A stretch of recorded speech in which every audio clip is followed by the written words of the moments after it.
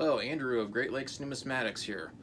So you've started collecting coins, you're starting to learn a little bit about them, you're starting to acquire some coins, but you need a way to store them, and you need a way to protect them, and you want to know the right way to do it, how to protect them properly so they don't get damaged and lose value. We'll get on with that here in a minute. I'd like to thank you for watching. Take a moment to like and subscribe.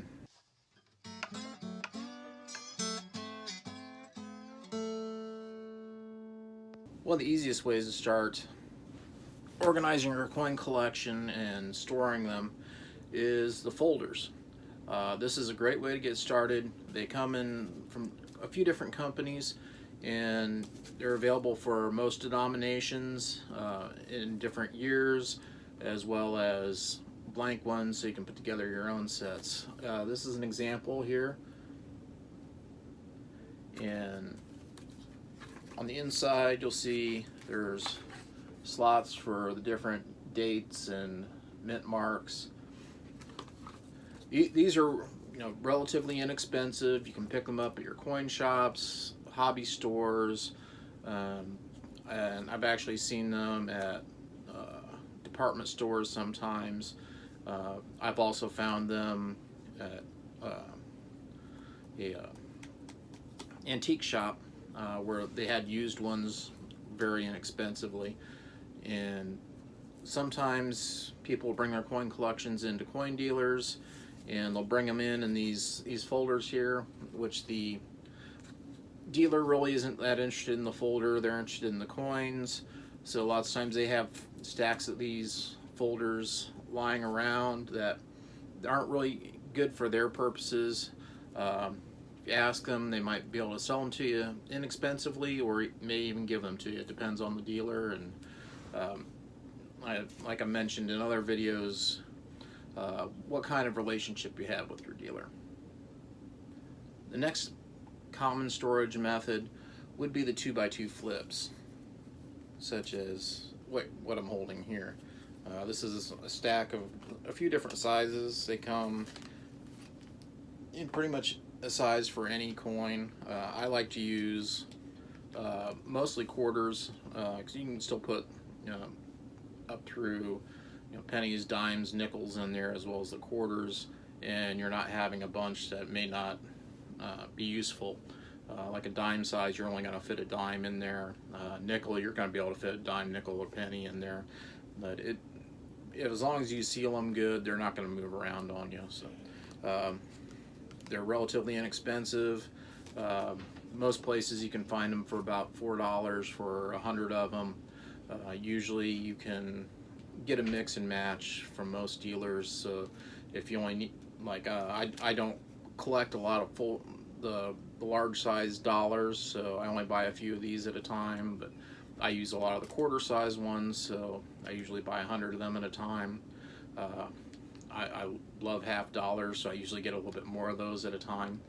But, advantages to these: you can see the coins on both sides. Simply place the coin in there, close it up, and staple it shut. There are flat clinch staplers available, which they're a little pricey. You can use a regular stapler on them, and if them not being completely flat, a little curved on the back side, you can take some pliers. I usually use needle nose and squeeze them down, so they're a little bit easier to slide in and out of the pages, which I'll show you here in a second. But one thing to be careful of, and most of them available today, are the Mylar. When having any plastic touch your coin, make sure it does not have any PVC in it, or polyvinyl chloride. The chlorine in there will give off green goo, and over time will damage your coins and leave gooey residue on them. So you want to avoid that. Make sure you have Mylar flips. Another advantage to these is you can write on these. Put your date information, your grade information. If there's anything in particular that you want to note about that coin, like if you found it in a certain place, you can write it either on the front or the back, or any kind of information you like on there. That's kind of a nice thing about the 2x2s also, is it gives you a little bit of flexibility there. Also with flexibility, I like to keep mine in pages, similar to this, and kept in a binder. With these, also make sure that these pages are Mylar and not PVC, or not, I shouldn't say Mylar, but make sure that they don't contain PVC. That can also, even in the 2x2s, you risk some of the gases damaging your coins. But an advantage to these, you can flip through, you can see both sides of your coins, you can organize them any way you like. I keep separate folders for different denominations, but yeah, or binders, I should say. This is my preferred method. If you have a lot of coins and you want to store them all at once, it can be a little pricey putting them all in here, but once you're there, it's not too bad. You gotta buy a binder every once in a while. The pages aren't too expensive, and like I said, the 2x2s usually about $4 for 100 of them, so it comes out to about 4 cents. In addition to the binders, sometimes when you buy these, they'll come in boxes similar to this, and you can store your coins in here. I usually use the ones that I have duplicates of that I don't really care to have in my binders. I usually have just enough for one complete set in my binders, and store the rest in boxes like this, which, you know, keep them in order. They're easy to search and find what you're looking for. Another option you have are the 2x2 flips. When I'm saying 2x2, I'm referring to 2 inch by 2 inch. There's also 1.5 by 1.5 of each of these available. Some people prefer those, but you're not going to fit like a silver dollar in them. So that being said, here's how you can almost 100% be sure you have a non-PVC as compared to a PVC. This particular one is PVC. See, it's flexible. If they're real flexible like that, you can almost be certain that you have PVC in there. That's basically what the PVC does for them, is allow them to be flexible. Now, not saying these are totally useless. These are nice, maybe keep one in your wallet or your purse, or just keep a couple on you, where if you find something in circulation that that's in really nice condition, you don't want banging against your other change or your keys, throw one in here, throw it in your wallet to protect it. But get it out of the PVC as quickly as you can. Won't leave it in there for more than a day or two. But that's how you can tell you have PVC. The non-PVC tends to be more rigid. Problem with the non-PVC is they tend to be a little brittle and might crack a little. So you got to be a little bit more gentle with the non-PVC flips and pages as well. But again, these are nice for temporary storage. The 2x2s are flips. The Mylar flips are what you usually see your coin dealers keeping their coins in, that the non-graded coins, I should say, for their inventory. And it's an easy way for them to keep track and keep inventory numbers on there without putting stickers like they would on a graded slab. So yeah, 2x2s is probably the most common way to go, and it's also my preferred way. Not saying it's necessarily the best way for you, but it's what a lot of experienced collectors do and what they would recommend. I mentioned graded coins graded by, say, PCGS and NGC, a few others. Those are the two big ones, and especially if you're new to coin collecting, I would stick with those two. Annex is okay. ANACS, they don't hold their value the way PCGS and NGC does. Those are the two most trusted, and as a beginner, where you may not be 100% experienced with grading or have learned all the tools to determine if a coin is real or not. And yes, there are fake slabs out there, fake graded coins, so you need to be careful of that. I would try to stick with the PCGS, NGC, and take a look on their websites when you're looking at a PCGS and NGC coin, just to confirm that it is the coin that you're looking at. And again, it's also important to buy from a trusted dealer, or I've mentioned in other videos, be very careful on eBay, especially when you're first starting out. So graded coins, you can get large boxes, usually plastic boxes, that will have slots for these in as well. There are also pages available for the 3-ring binders as well that will hold slabs. Something to be aware of though is the PCGS and NGC slabs are slightly different width. So when you're looking at buying these boxes, if you're not buying one specifically for that, you may have some issues.